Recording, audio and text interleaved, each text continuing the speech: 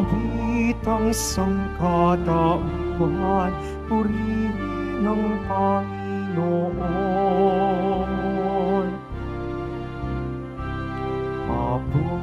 Papuri sa kaitaasan, siya'y papurihan, Diyos ng lahat. Sa kaitaasan, siya'y papurihan, ngayon at magpakailanman. Sa ngalan ng Ama, ng Anak at ng Espiritu Santo. Amen. Sumainyo ang Panginoon. At sumairin. Mga kapatid, tinipon tayo bilang kaanim na angka ng Diyos. Kaya dumulog tayo sa maawaing Panginoon na nagpapatawad ng lubos.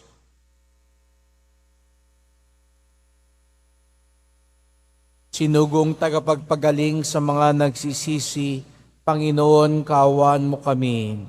Panginoon, kaawaan mo kami. Dumating na tagapag-anyayang mga makasalanan ay magsisi, Kristo, kaawaan mo kami. Kristo, kaawaan mo kami. Nakaluklok ka sa kanan Diyos Ama para ipamagitan kami. Panginoon, kaawaan mo kami. Panginoon, kaawaan mo kami. Kaawaan tayo ng makapangyarihan Diyos, patawarin tayo sa ating mga kasalanan, at patnubayan tayo sa buhay na walang hanggan. Amen.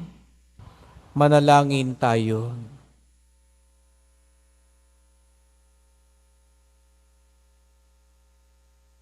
Ama naming makapangyarihan, kami naway magkaroon ng pitagan at pagmamahal para aming magawang sambahin ang ngalan mo, sapagkat sa mga pinatatag sa iyong pag-ibig, ikaw ay walang pinababayaang masadlak sa ligalig. Iniluluhog namin ito sa pamamagitan ni Jesucristo, kasama ng Espiritu Santo, magpasawalang hanggan. Amen. Magsipo muna po ang lahat. Pagbasa mula sa ikalawang aklat ng mga hari. Noong mga araw na iyon, sinabi ng punong saserdoteng si Helcias, nakita ko sa templo ang Panginoon, ang aklat ng kautusan.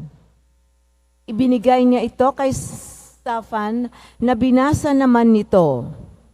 Nang matupad na ang iniutos sa kanya, nagbalik siya sa hari at sinabing nabilang na ang salapi sa templo at naibigay na sa mga kinauukulan. Sinabi pa niya, ako'y binigyan ni Helcias ng isang aklat at binasa niya ito sa hari. Nang marinig ng hari ang nilalaman ng aklat, pinunit niya ang kanyang kasuotan. Tinipon niya ang saserdoteng Helcias, si Ahikam na anak ni Shaphan, si Akbor na anak ni Mikaya, ang kalihim na si Shaphan, at ang mayordomong si Asaya.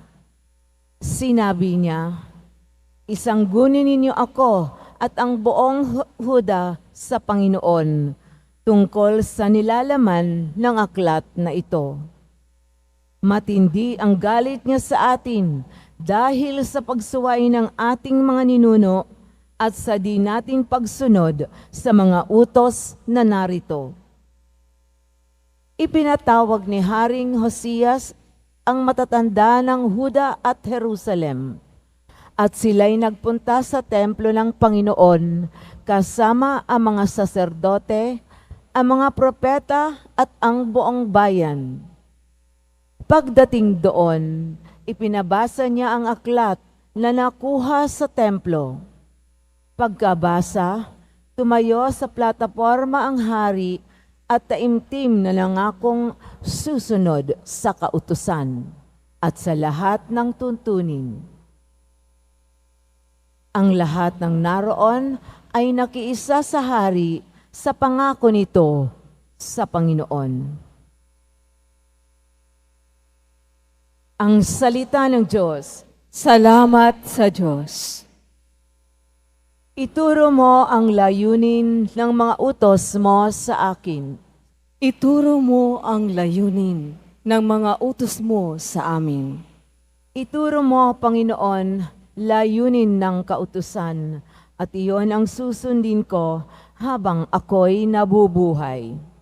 Ituro mo ang layunin ng mga utos mo sa amin.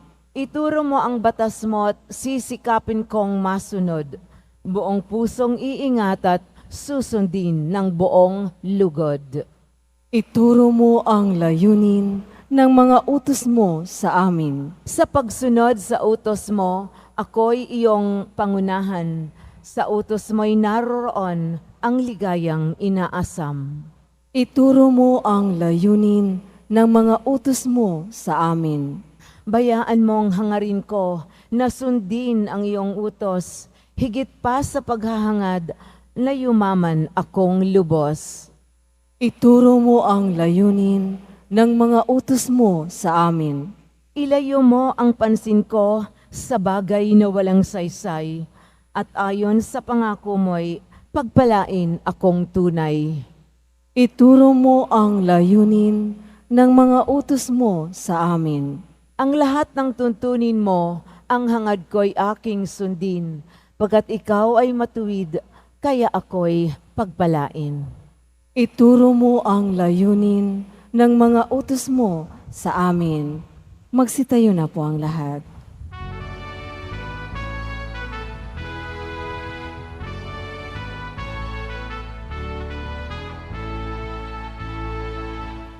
Hallelujah, Hallelujah, Hallelujah, Hallelujah. Sa poon ay manatili, siya'y sa atin lalagi, mamumungang maluwalhati. Hallelujah, Hallelujah, Hallelujah, Hallelujah.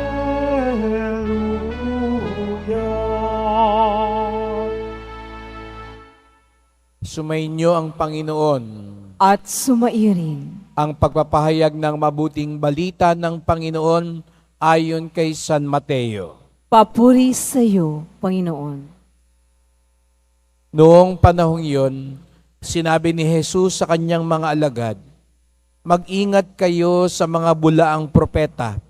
Nagsisilapit sila sa inyo na animoy tupa, ngunit ang totoo'y mababangis na tao na asong gubat. Makikilala ninyo sila sa kanilang mga gawa.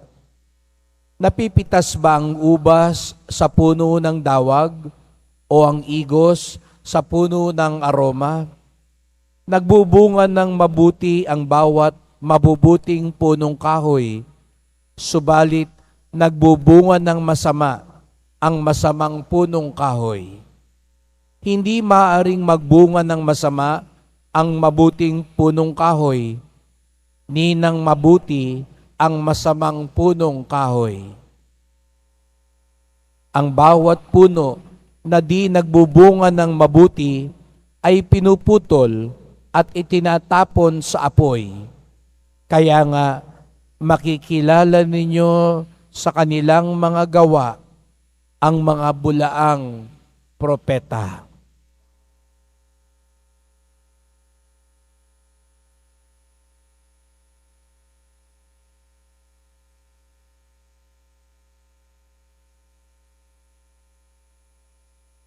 Mga kapatid, ang mabuting balita ng ating kaligtasan.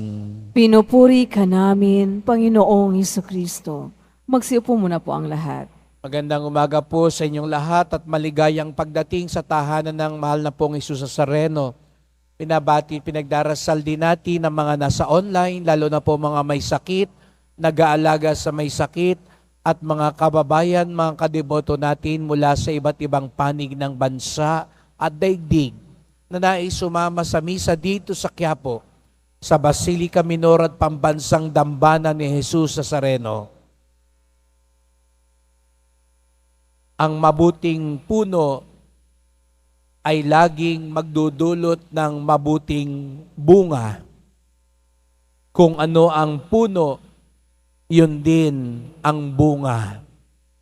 Ito ang napakahalata na paalala turo sa atin ni Jesus Nazareno.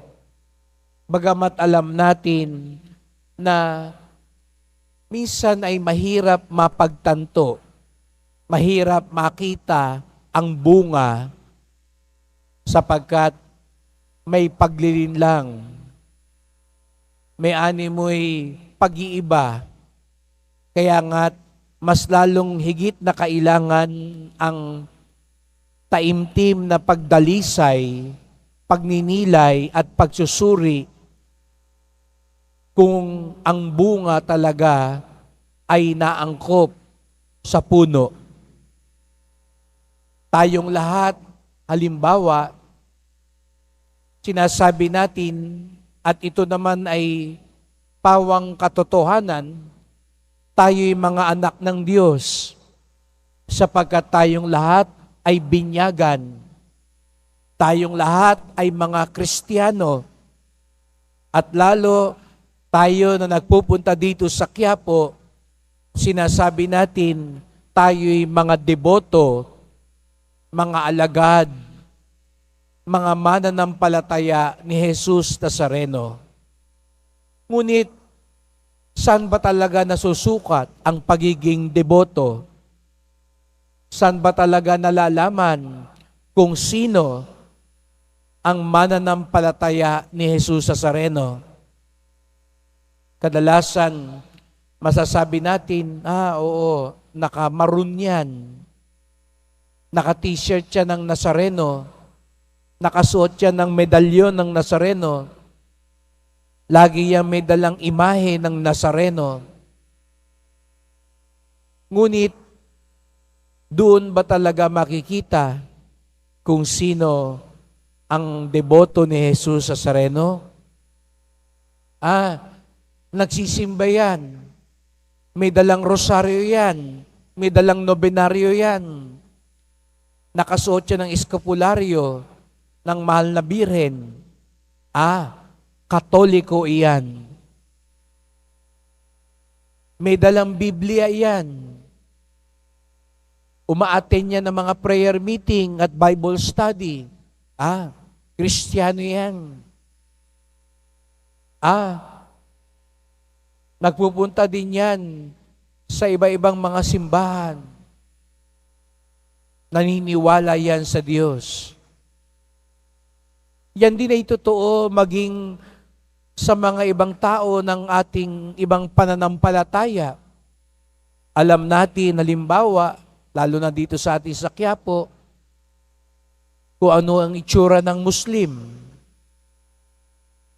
Sa ibang bansa, makikita natin sino yung mga naniniwala kay Buddha. Sino ang mga Hudyo, ang ibang mananampalataya.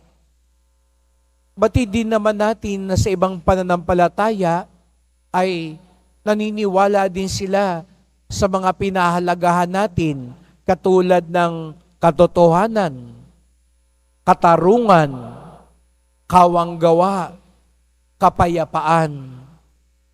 Ngunit alam din natin, maging sa ibang pananampalataya, ay nagkakaroon din sila ng ganoong suliranin. Sino nga ba ang tunay na nananampalataya? Sa Israel ngayon, alam natin, ang nag-aaway din, mga Hudyo at Palestino, na mga Muslim din. At pareho rin silang naniniwala sa kapayapaan na galing sa Diyos. Sa Ukraine, na nilalabanan ng mga Ruso, karamihan din sa kanila, parehong Kristiyano. Pareho ding naniniwala kay Jesus. Pero alam din natin kung gaano araw-araw may namamatay at ang mga nagpapatayan din ay mga Kristiyano. Kaya nga natitiyak ko kung mayroon mang nakasasakit sa puso ni Jesus Nazareno, hindi yung pako na ibinaon sa kanyang kamay sa krus, hindi yung sibat na itinusok sa kanyang tagiliran nung siya'y nakabayubay sa krus. Ang mas nakasasakit sa puso ni Jesus Nazareno ay ang makita ang kabalintunaan sa kanyang mga alagad. Ang makita ang pagkakaiba sa pamumuhay at paniniwala sa mga taong nagsasabing, naniniwala kami sa iyo. Kaya nga't maging ang ating mga Santo Papa, kanilang sinasabi, ang paghihiwalay, ang di pagkakaisa ng mga Kristiyano, ang pinakamalaking balakid sa pananampalataya at paniniwala kay Jesus. Kaya nga, ang ating mga sarili ay maganda rin nating tanungin, tunay nga ba talaga ang ating pagsunod sa Kanya?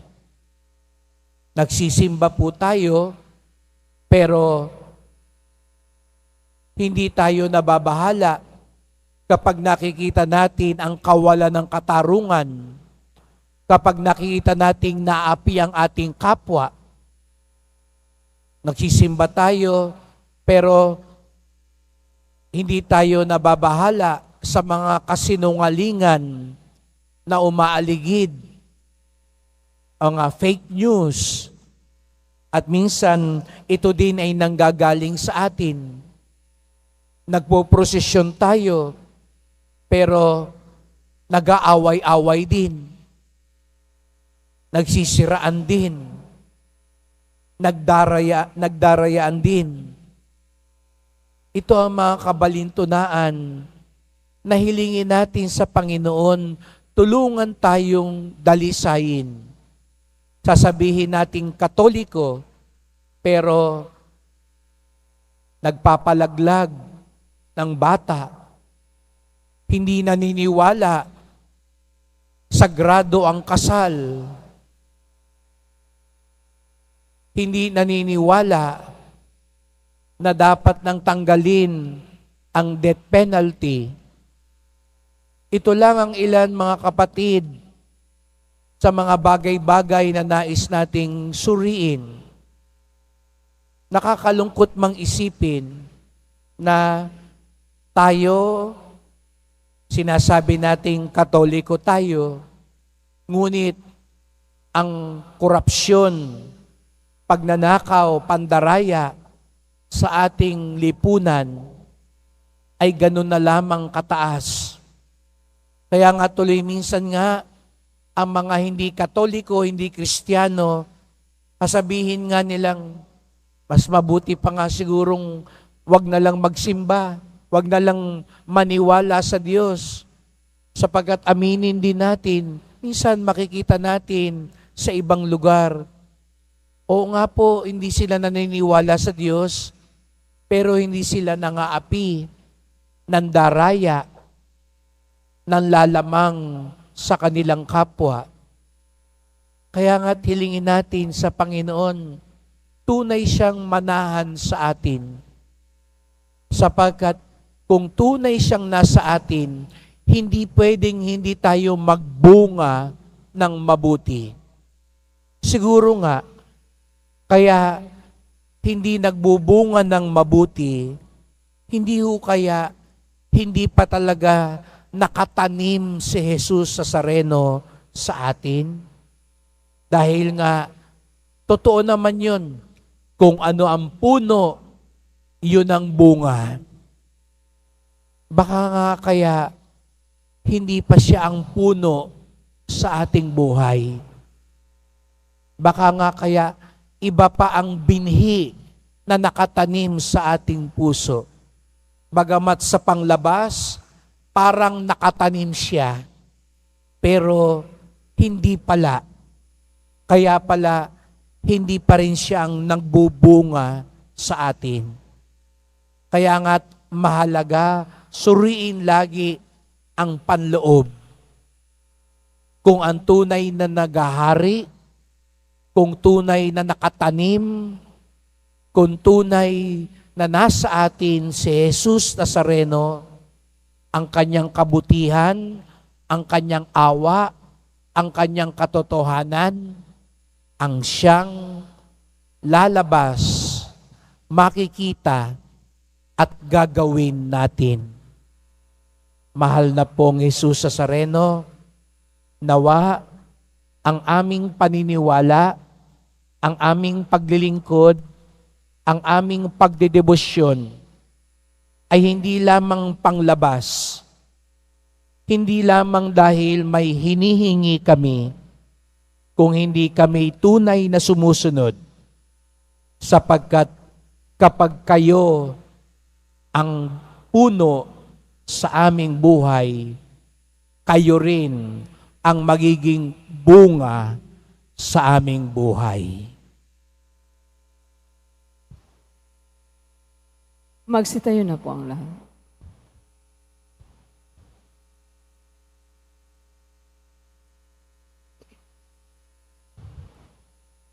Mahal ko mga kapatid, nagdulot sa atin ng panibagong buhay ang kamatayan at muling pagkabuhay ni Jesus. Sa pamamagitan ng ating mga panalangin, tayong mga makabagong propeta naway makapagdulot ng mabubuting bunga sa simbahan at sanlibutan.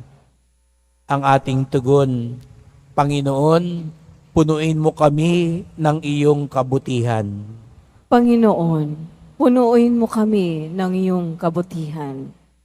Ang simbahan naway umakay sa mga Kristiyanong mananampalataya tungo sa daan na naghahatid sa pinahahalagahang pag-ibig, katarungan, at katotohanan. Manalangin tayo. Panginoon, punuin mo kami ng iyong kabutihan. Ang mga dukha naway huwag mapagsamantalahan o mailigaw ng mga huwad at mga mapaghangad na pinuno. Manalangin tayo. Panginoon, punuin mo kami ng iyong kabutihan. Ang mga galit ng mga taong nabiktima ng kawalang katarungan, naway maghilom at matuto silang muli na magtiwala at makipagkaibigan. Manalangin tayo. Panginoon, punuin mo kami ng iyong kabutihan. Ang mga may sakit at naghihingalo, naway tumanggap ng lakas mula kay Jesus na dumating upang tulungan ang mga may karamdaman at mahihina. Manalangin tayo. Panginoon, punuin mo kami ng iyong kabutihan. Ang mga yumao, nawa ay ganap na tumanggap ng gantimpala sa kanilang pagsusumikap. Manalangin tayo. Panginoon, punuin mo kami ng iyong kabutihan. Tahimik nating idulog ang iba pa nating kahilingan.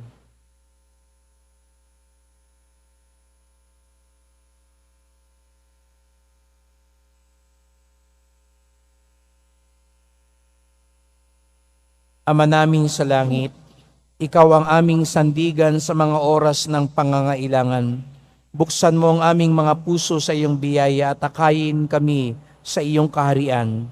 Hiling namin ito sa pamamagitan ni Kristong aming Panginoon. Amen. Magsipo na po ang lahat.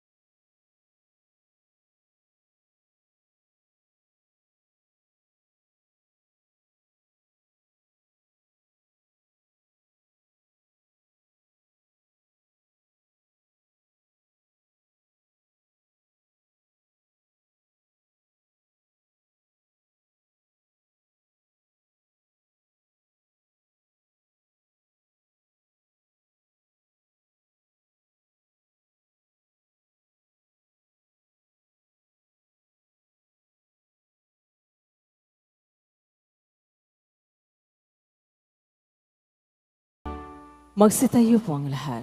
Manalangin kayo mga kapatid upang ating paghahain ay kalugdan ng Diyos amang makapangyarihan. Tanggapin nawa ng Panginoon itong paghahain sa iyong mga kamay, sa kapurihan niya at karangalan, sa ating kapakinabangan, at sa buong sambayanan niyang banal. Ama naming lumikha, tanggapin mo ang aming paghahain ng papuri sa iyong kabutihan sa amin. Sa dulot nawa nitong kadalisayan, kami naway makapag-alay ng iyong kinalulugdan sa pamamagitan ni Jesucristo kasama ng Espiritu Santo magpasawalang hanggan. Amen. Sumainyo ang Panginoon. At sumairin, Itaas sa Diyos ang inyong puso at diwa. itinas na namin sa Panginoon. Pasalamatan natin ang Panginoong ating Diyos. Marapat na siya ay pasalamatan. Ama naming makapangyarihan, tunay ngang marapat na ikaw ay aming pasalamatan. Pinagbibigyan mong ito'y aming maihayag, kahit na ito'y walang anumang maidaragdag, sa kadakilaang sa iyo ay likas. Sa pagpupuri namin ang nakikinabang, ay kami ring iyong pinakikiharapan sa pamamagitan ng iyong anak na minamahal. Kaya kaisa ng mga anghel nagkisiawit ng papuri sa iyo, nang walang humpay sa kalangitan, kami nagbubunyi sa iyong kadakilaan. Santo, Santo, Santo, Panginoong Diyos ng mga hukbo, napupuno ang langit at lupa ng kadakilaan mo. Usana sa kaitaasan, pinagpala ang naparirito sa ngalan ng Panginoon. Usana sa kaitaasan, magsilhod po ang lahat. Ama naming banal, ikaw ang bukal ng tanang kabanalan. Kaya't sa pamamagitan ng iyong Espiritu, gawin mong banal ang mga kaloob na ito, upang para sa amin maging katawan at dugo ng aming Panginoong Jesucristo. Bago niya pinagtiis ang kusang loob na maging handog, hinawakan niya ang tinapay, pinasalamatan kanya, pinaghati-hati niya iyon, iniabot sa kanyang mga alagad at sinabi, "Tanggapin ninyong lahat ito't kanin. Ito ang aking katawan na ihahandog para sa inyo."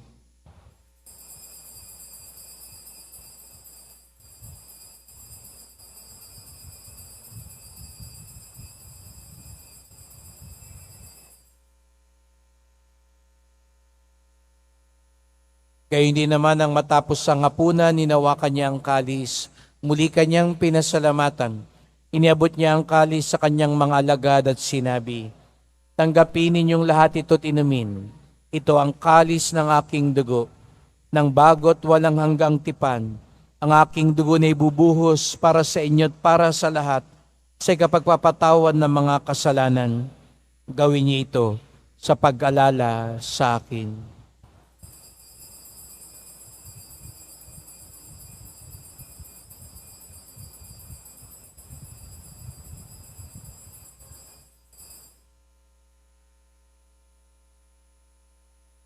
Magsitayo na po ang lahat. Ipagbunyi natin ang misteryo ng pananampalataya.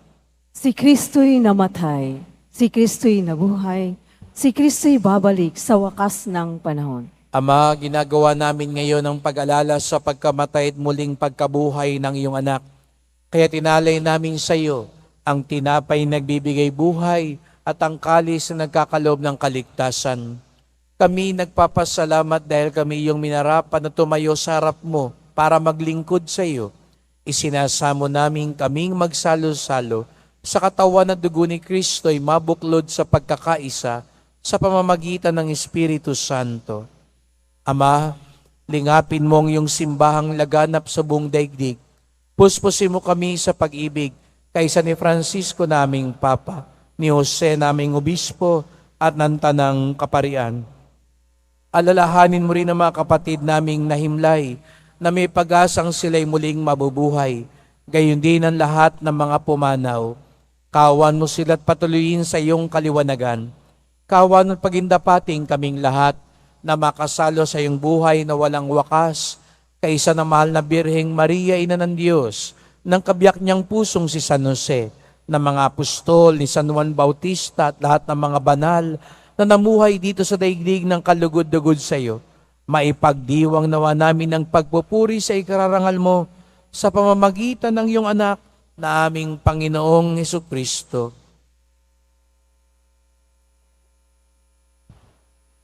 Sa pamamagitan ni Kristo, kasama niya at sa Kanya, ang lahat ng parangal at papuri ay sa iyo, Diyos Amang makapangyarihan, kasama ng Espiritu Santo, magpasawalang hanggan. Amen. Tayo'y mga anak ng Diyos, sama-sama tayong tumawag sa ating Ama sa Langit. Ama namin, Sumasalangit ka, sambahin ang ngalan mo, mapasa amin ang kaharian mo, sundin ang loob mo dito sa lupa para nang sa langit. Bigyan mo kami ngayon ng aming kakanin sa araw-araw, at patawarin mo kami sa aming mga sala, para ng pagpapatawad namin sa nagkakasala sa amin, at huwag mo kaming ipahintulot sa tukso, at iadya mo kami sa lahat ng masama. hinihiling namin kami adya sa lahat ng masama, pagkalooban ng kapayapaan araw-araw, iligtas sa kasalanan, ilayo sa lahat ng kapahamakan, samantalang aming pinananabikan ang dakilang araw ng pagpapahayag ng tagapagligtas naming si Jesucristo. Sapagkat iyo ang kaharian, at ang kapangyarihan, at ang kapurihan, magpakailanman. Amen. O Panginoong Jesucristo, sinabi mo sa iyong mga apostol, at ngayon sinasabi mo sa amin lahat dito, kapayapaan ang iniiwan ko sa inyo, ang aking kapayapaan ay binibigay ko sa inyo. Tunghayan niyo pong aming pananampalataya, huwag pong aming mga kasalanan. Patawad po kung kami minsan nagiging deboto at Kristiyano sa salita lamang, sa panglabas lamang, samantalang sa aming mga pamumuhay at gawain, ito ay taliwas, hindi alinsunod sa iyong kalooban. Linisin niyo po kami, Panginoon. Pagkalooban kami ng kapayapaan at pagkakaisa ayon sa iyong kalooban, kasama ng Espiritu Santo, magpasawalang hanggan. Amen. Ang kapayapaan ng Panginoon ay laging sumainyo. At sumairin. Magbigayan tayo ng kapayapaan ni Kristo sa isa't isa.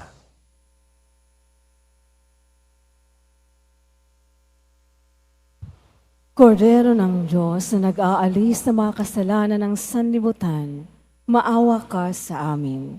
Kordero ng Diyos na nag-aalis sa mga kasalanan ng sanlibutan, maawa ka sa amin. Kordero ng Diyos na nag-aalis sa mga kasalanan ng sanlibutan, ipagkaloob mo sa amin ang kapayapaan. Magsiluhod po ang lahat.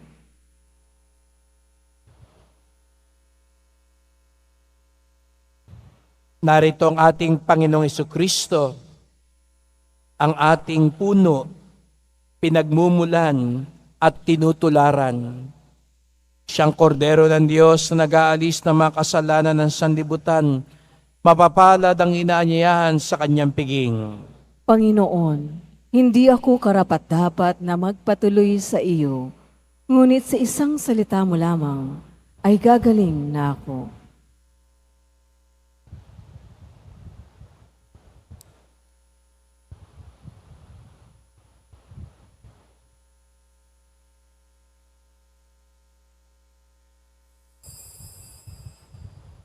Para sa lahat ng tatanggap ng banal na komunyon, sasagot po tayo ng amin pagkasabi ng paraw ng liminister ng katawan ni Kristo at isubo agad sa bibig bago umalis sa harapan ng paraw ng liminister.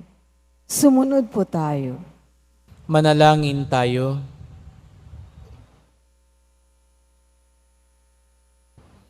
Ama naming mapagmahal, kaming nakinabang sa katawan at dugo ng iyong anak ay sumasamo sa iyong habag upang ang aming taimtim na ginanap ay maging pagtanggap namin sa tiyak mong pagliligtas. Sa pamamagitan ni Jesucristo, kasama ng Espiritu Santo, magpasawalang hanggan. Amen. Salamat po sa inyong pagpunta dito sa Quiapo. Ingat po kayo sa pag-uwi. Salamat po sa mga naglingkod sa ating misa at sa inyong tulong sa simbahan, mga pamisa, love offerings, online donations. sa mga nagdadala po ng bigas, dilata, noodles, at iba pang pangayuda. Ang ating debosyon sa Poong Nazareno ay nagtuturo sa atin magmalasakit sa ating kapwa at patuloy nating ipagdasal ang ating bayan, lalo na ang ating mga pinuno, lalo na mga mambabatas, upang ang pananampalatayang ating pinaniniwalaan, lalo na ang ating pagmamalasakit sa buhay mag-asawa ay maitaguyod at hindi magtagumpay, lalo na ang diborsyo at pagsira sa ating pamilya.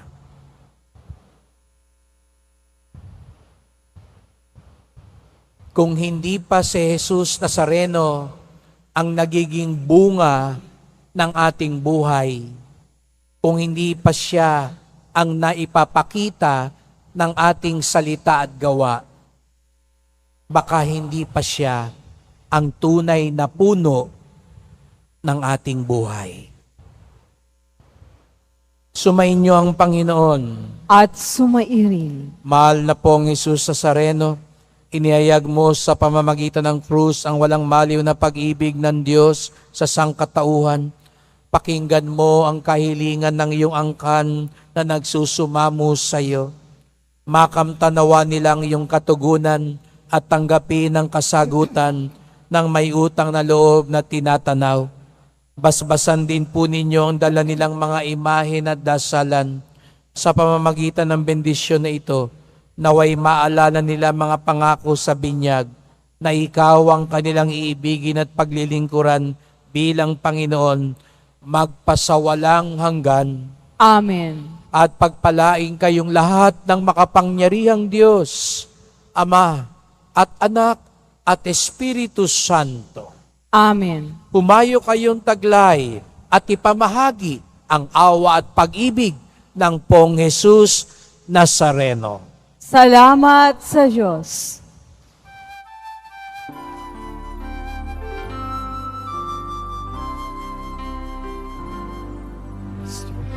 Padre Jesus Nazareno, sinasamba ka namin. Pinituho ka namin. Alam mo ang aming buhay at kaligtasan. Sa Padre Jesus Nazareno, iligtas mo kami sa kasalanan. Ang krus mong kinamatayan ay sagisag na aming kaligtasan. Nuestro Padre Jesus Nazareno, dinarangal ka namin. Nuestro Padre Jesus Nazareno, dinarangal ka namin. Nuestro Padre Jesus Nazareno,